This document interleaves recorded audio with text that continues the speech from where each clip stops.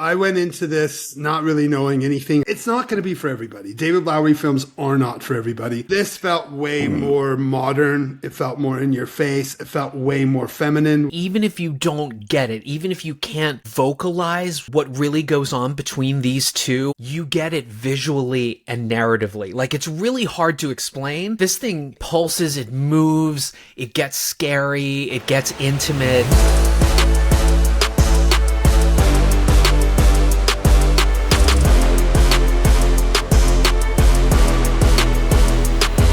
Hello, friends and listeners. You have a brand new episode of Watch Skip Plus. We want to be your go-to source for insightful and pop-cultured movie reviews.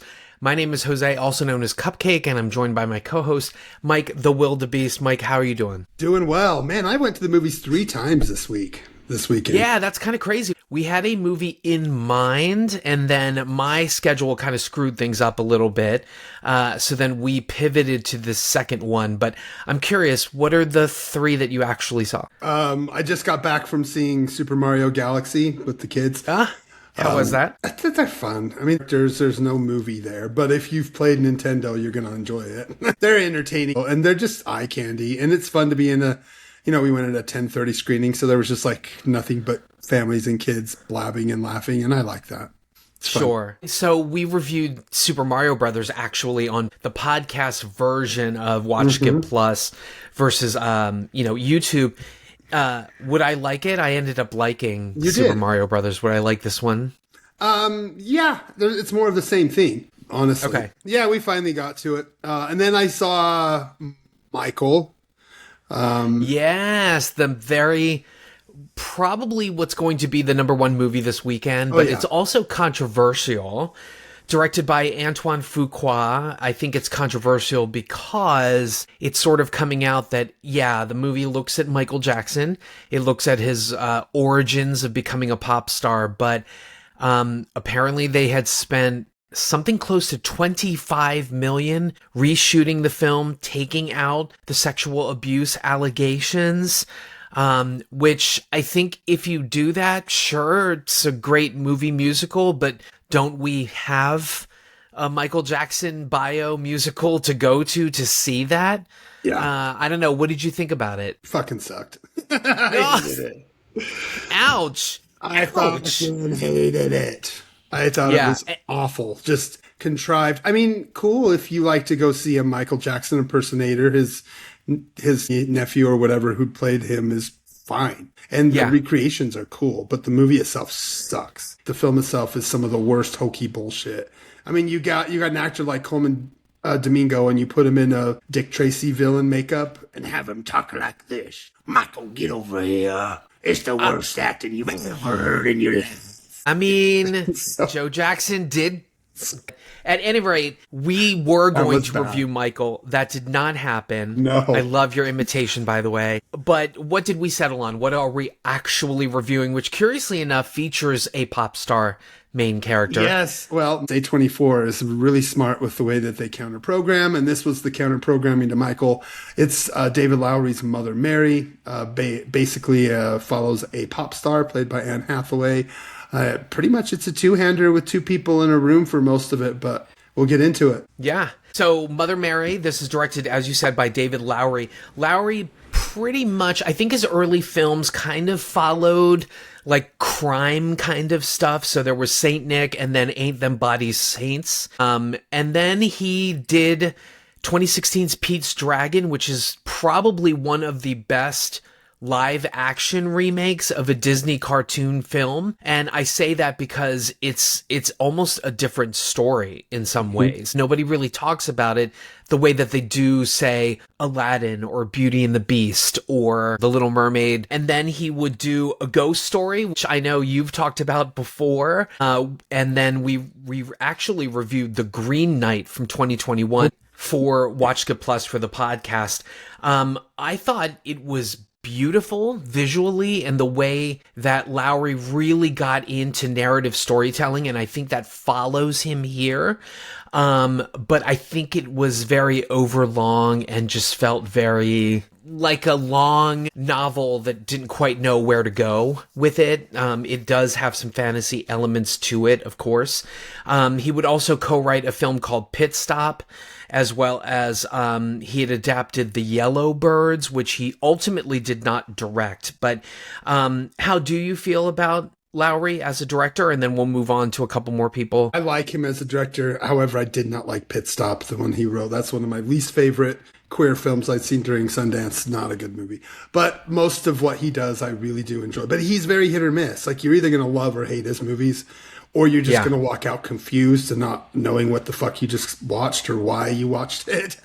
That's kind of Lowery for you. I mean, a lot of people, when they saw Ain't Them Body Saints, didn't know what they were getting into. He does very, like, poetic, you know, long-winded, sometimes some people will say, kind of fragmented, dreamy stuff. So if that's your bag, then you're going to like most of his films. And again, they're mostly that way. Even Old Man with a Gun, while it is a Western, still has that dream logic to it, very kind of out there. And he does take his time. And that's what he does. He makes character pieces. I don't know if The Green Knight was a character piece. I have heard people say that it was. Again, he makes these really, believe it or not. he makes these really interesting character pieces where the characters drive more than the story. And that's what I like about him. Yeah, it's almost Lynchian. But I think with The Green Knight, he definitely took on his own style, and you're going to kind of see some of that with Mother Mary. Our DP is Andrew Droz, Palermo. I love him, if only for the fact that he was the cinematographer for Your Next and VHS. He even was an actor in the Tape 56 segment, which was directed by Adam Wingard. And of course, Your Next, directed by Adam Wingard. I love me some Adam Wingard. But he was also the DP on Lowery's The Green Knight, A Ghost Story, and then very weird connection, A Strange Angel, which Lowery also helped to direct episodes on. That starred Jack Rayner, who was the star of Lee Cronin's The Mummy, which we reviewed last week. That was kind of the weird connection. There is a second DP here, Rena Yang. I believe she's done all of the music video stuff. She's actually shot music videos for Taylor Swift.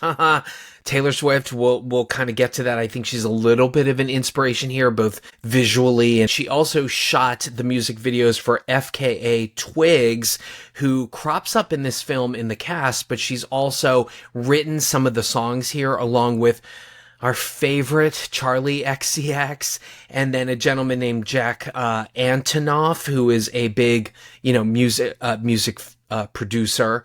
Antonoff was part of the rock band Bleachers. That's how also I know him. Fun with Nate Roos. Whatever the song was, Follow Me Home or Carry Me Home, that sort of bar song. Yeah. And then Steel Train as well. He's also directed music videos for Doja Cat, Sabrina Carpenter, Kendrick Lamar, Florence and the Machine.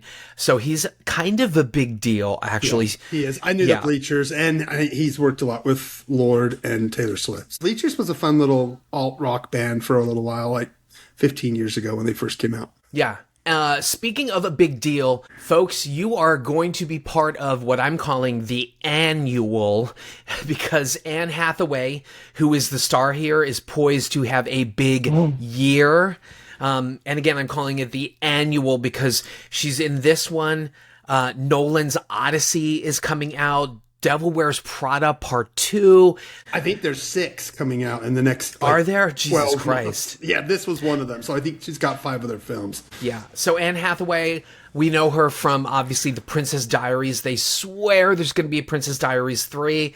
I think Gary Marshall's kids were like, she has better hair, because it was down to her and another actress, and they were like, she has better princess hair, which is why they picked her.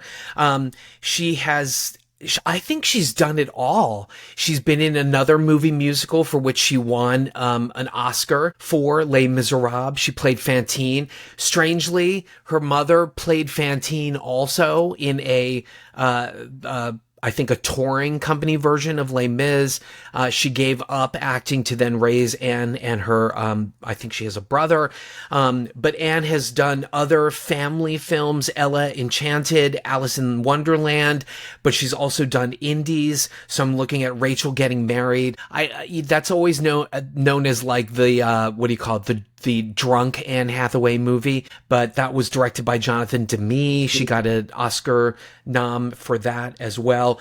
Ocean's 8, she's made a go of comedies. The Hustle, Get Smart, Bride Wars, which I was not a big fan of that movie, but, very cool. I think she won an Emmy for her guest stint on The Simpsons. We've got The Devil Wears Prada, The Dark Knight. She played Catwoman. I didn't think she was going to be good as Catwoman, but lo and behold, she is fucking fantastic as Catwoman. Where do you fall on Anne Hathaway? Oh, I think I told you when I saw this, she's gorgeous in this. I've been kind of a big fan of hers for a long time. Of course, my daughter grew up on a lot of her movies, but she's actually like my age. Like, I think she's my wife's age, exactly 43. But man, has she grown. She looks so great. She is so gorgeous. And I think she's a much better actress than many people give her credit for. For sure. Yeah. And this shows actually, there was a film she had done, a controversial film of hers that she had done because she did nudity, but she came out and basically said this film, Havoc, which was about like, she was like a suburbanite, and I think she gets sort of mixed up with like some gangbangers or that kind of thing. Didn't even have a theatrical release, but I've seen that. I love Anne Hathaway. Yep. I think she's really great, and you are correct. People don't give her credits. FKA Twigs is the next person I'm going to talk about. She's actually in this. She is a music artist. I would say she's also hybrid like Charlie XCX. So her music is very electronic music, trip hop, R&B, hyper pop, like you talked about before. She was also in The Crow, which I think nobody saw that. It was a remake, obviously, of The Crow with Bill Skarsgård. I thought she was actually rather good in it. Did you happen to see that? No, I didn't see The Crow remake. Okay. Yeah, it's not as bad as people think. It's also not as good as I'm projecting it. I love it. You said it was a two-hander, so our second star is Michaela Coel, who was born Michaela Uraba Bokoya Collinson. She is Ghanaian, so West African. Now, what's your experience with Michaela Coel? Have you seen I May Destroy You, the TV series that she put together? And I saw the Bubblegum series, and I did Chewing Gum. Chewing Gum, that's what it was. And I did not see the rape one. May I Explode? Maybe I'll... Yeah, it's called I May Destroy You. Yeah, okay. I May Destroy You, yeah. I know it's about SA, so I try to stay away. Yeah, unfortunately, it is based on a real-life sexual assault that occurred while she was creating and writing Chewing Gum, but Michaela Coel is the actress, writer, and television director for that. I May Destroy You is quite possibly one of the best television series, like, ever, period. It's very woman-oriented, very difficult to watch, very challenging, but also darkly funny, and Michaela Coel is absolutely fucking amazing in it. She's been in other BBC series. Top Boy is one of them. There was also a movie musical that she was a part of with Che Walker that was called Been So Long. Che Walker actually inspired her to, I believe, go to uni basically and follow her creativity. She had been doing poetry stuff, slam poetry, that kind of thing, open mic poetry, and he encouraged her to like really dig into writing.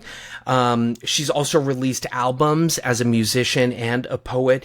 You have got to see I May Destroy You. She was also in Wakanda Forever, Black Panther. She played one of the Dora Milaje, I think that's what you call them. Dora Milaje is what it is, actually. Sorry about that. And then she has been picked up by A24 to write and direct a remake of Bloodsport, which I know a lot of people are very divided over that. They're like, what? Her? What? Leave JCVD alone. I don't know about you, but I'm based on this and I May Destroy You. I am excited to see what she does with Bloodsport. Anybody else you want to talk about or mention in this?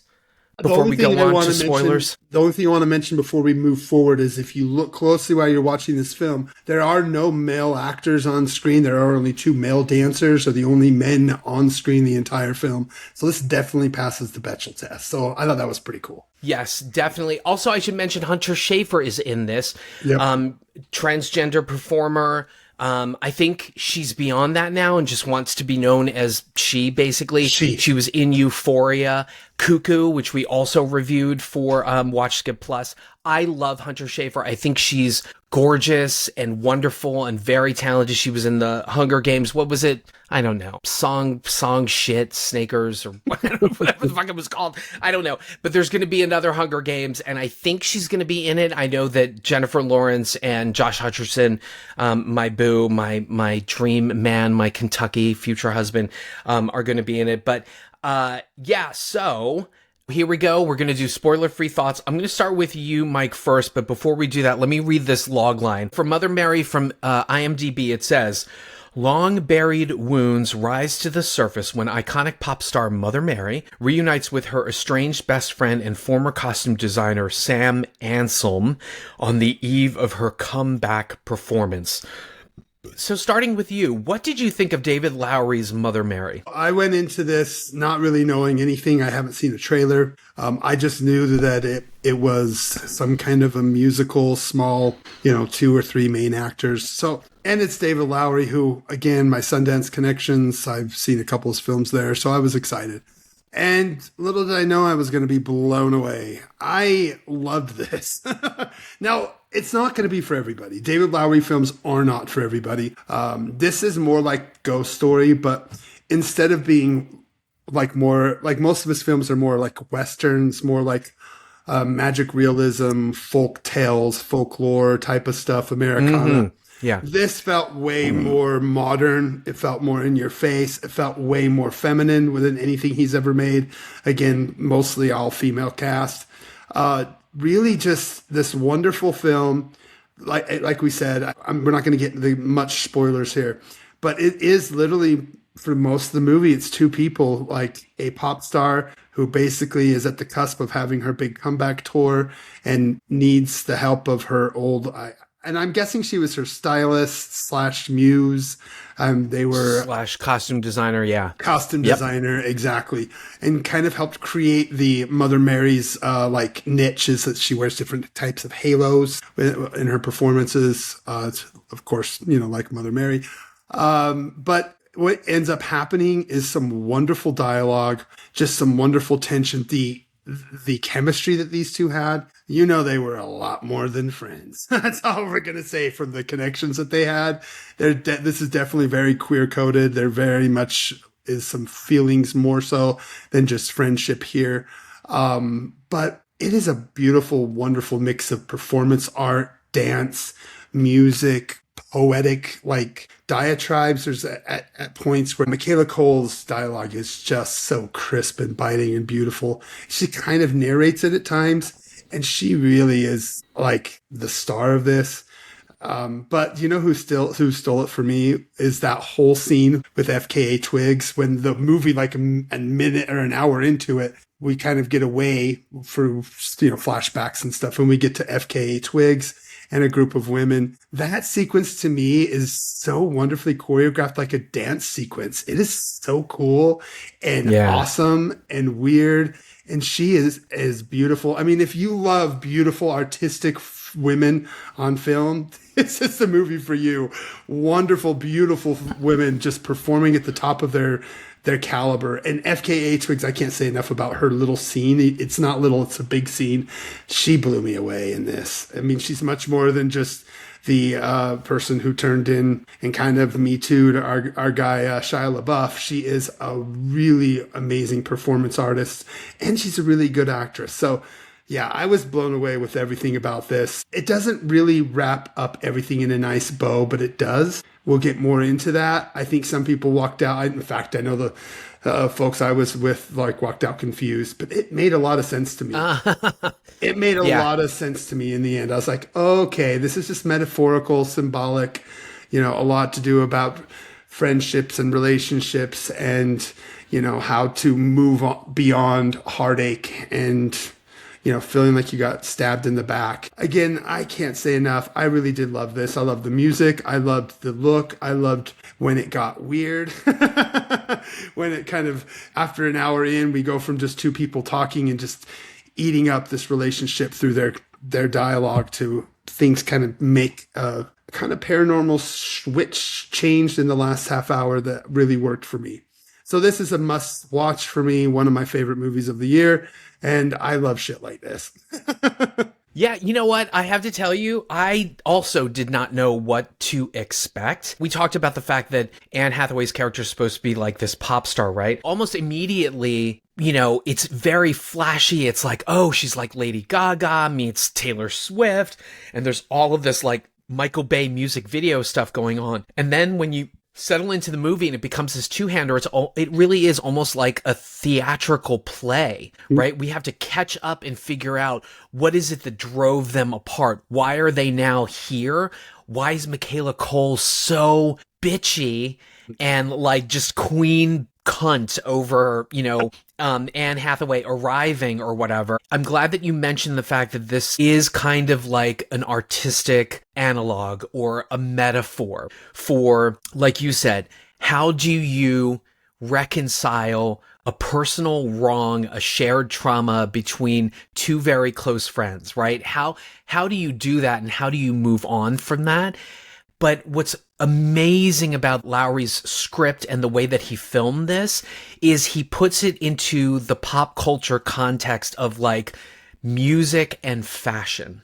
And so there's this meta level storytelling where it's intimate, micro, and then there's also macro. So there's a lot in here about how much you give up to become an artist, how much you give up when you become famous, right? And then what happens when that fame isn't there anymore and you start to worry about maybe who you might have stepped on or things that might have happened or you have regrets. And so it works on a lot of different levels. Visually, you mentioned I think a lot of articles are mentioning this as some sort of like ghost, pop music story. And it's not really that. It is a very like almost supernatural, intuitive metaphor about women getting into the shit and then just bearing their souls, opening old wounds. This is going to come back. That phrase is going to come back when we talk about the film in the spoilers section.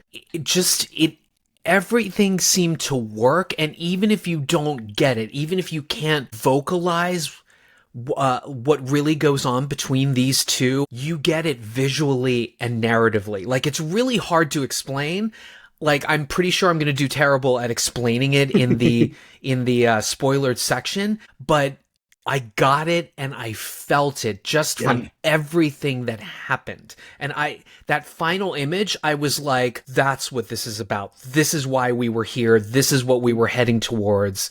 And I think it's a happy ending, even though a lot of this looks and feels menacing on the surface, but it's very deep and very woman-centered and wonderful. And I'm so happy to hear you say it's one of your favorites of this year, because so far I think this is my favorite movie viewing experience of the year. Yeah. I knew you were going to love it. I mean, I love shit like I've seen Black Swan like 50 million times. And this is something different, but it's amazing. And I loved it. I absolutely loved it. And just one other thing I want to talk about is I think this is more of a woman thing, because I certainly don't feel it with my male friendships, but something that Michaela Coel explores in I May Destroy You is how women can relate to each other, and there can be envy and jealousy and even hatred, but love is still there. This fine line between like love and hate, and the fact that they can actually coexist together, and you can have these emotions in this kind of relationship without absolutely destroying it or becoming frenemies or enemies.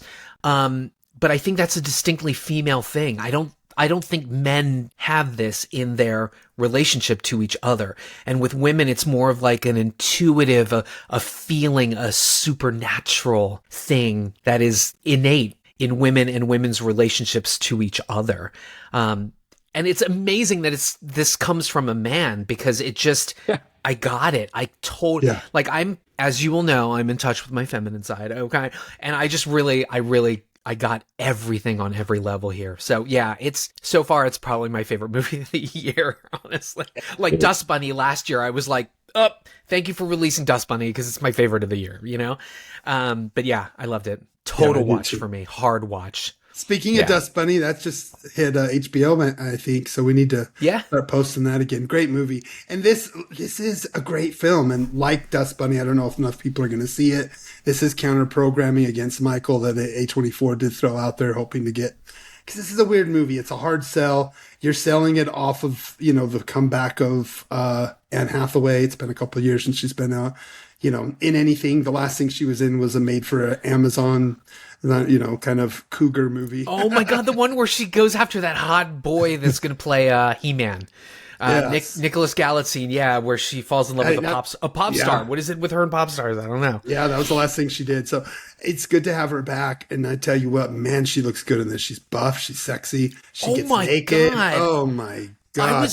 I was getting Madonna Blonde Ambition vibes, where like if you look at the footage of like Madonna on the Blonde Ambition tour, like she was just ripped, like, and I'm not even talking like yoga shit, like she was muscular and like just so was Anne. Alluring, and so oh my God, and kudos, chef's kiss to the personal trainer and the personal chef for Anne Hathaway in this, because she is stunning. I'm ready to watch her tour. Yeah, she got down to a 6-pack for this, yo. That was insane. Oh my! When she raised her thing up and they were like measuring her, I was like, "That's a 6-pack! Holy fucking shit!" Yeah, she's amazing. I am a man who's married to a bodybuilder. I very much like R. Crumb do love strong women. So to me, this was like.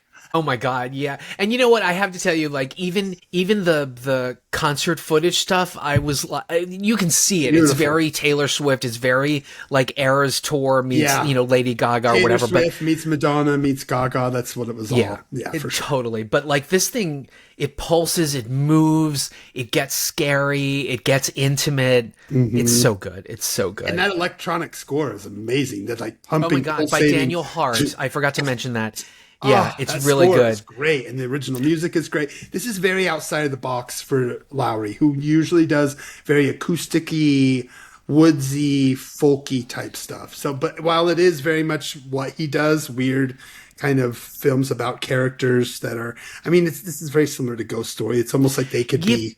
But you know what, though? 1 and 2. The thing is, though, looking back at his other films, this is absolute on brand for David Lowery. And that's the most brilliant thing, is because, I often say like the message is the medium. This is cut together like a music video. And there are parts where it's pulsing, even like a music video where there isn't choreography and you're just watching people interacting. It's like that. It's so great.